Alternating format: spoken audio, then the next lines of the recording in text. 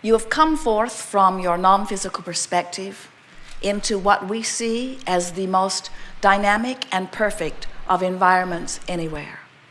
You have come forth into the leading edge of thought. And you did not choose it lightly. You chose it deliberately and powerfully, with all of the defining power that you as a source energy being have. And you said, I will go forth into this magnificent physical time-space reality of great variety and diversity, for I know within it I will find so much that I can turn my undivided, meaning my source energy, attention to. You said, I know the beauty of this place. And in this place of diversity, the beauty that I'm speaking of is not only the stuff that I think I want, that I would like my nest to be feathered with, but it is the stuff that I don't want that helps me to more explicitly define what I do want. I know that I'm a creator and that I need an environment, a palette of paint, if you will, from which to paint. I know that I need an environment that helps me to focus my mind and choose. And I've chosen in this time, in this body, under these circumstances, this time-space reality, because I knew then and I know now that it will evoke within me clear desire, and that the larger part of me has now, there it is again, become it. I understand, here in my physical body, you say, that my work, my only work, is to come into alignment with that expanded being that I am. And when I do, the look of this place is almost beyond verbal description. As I walk amongst the people, I see the variety of who they are, and I see the power and cleverness of who they are, and I see even more that which they are becoming. And so, in the war, and in the confusion, and in the argument, I see not just improvement, I see a new world erupting, because I see the expanded version of life as a result of mass consciousness's individual focusing in its individual perspective.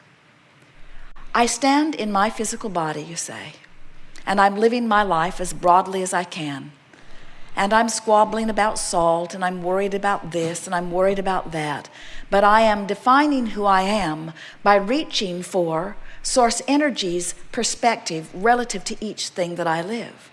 And as I allow myself to come into concert with that which is source, as I live the details of my day-to-day life experience, I let myself in on the benefit of all of those generations that have gone before. And most important, I let myself in on the benefit of that which I've created right here, right now, in this body, in this physical time-space reality. As we watch you from our non-physical vantage point, the appreciation we feel for that which you are cannot be accurately spoken in words. But we want you to know, as clearly as Esther can find the words for us to express to you, we want you to know that everything that you are living is causing an expansion of that which you are, and therefore an expansion of that which we are. And we revel in that expansion. We never for a moment mourn you're not coming along with us. We never for a moment, frankly, even notice that you haven't come along. We do not look back and wonder if you're there. We only look in our undivided fashion at that which you have carved out, because we know that as we look at that which you have become and hold a steady gaze upon it and offer a vibration only about that, that if you're listening carefully enough, you will catch the call of source and you will begin moving in the direction of it. And maybe some of you will move closer in the direction of it today, and maybe some of you will not move there until you croak and come all along, but every single one of you without exception will come along with that which we have created. And in all of that is joyful expansion. You did not come into these bodies to have growth. You came into these bodies because growth was inevitable and you wanted to enjoy that growth. The basis of your life is freedom. You did not come to make something happen. You came forth because you knew the happening would be inevitable and you knew you would enjoy the leading edge perspective of it.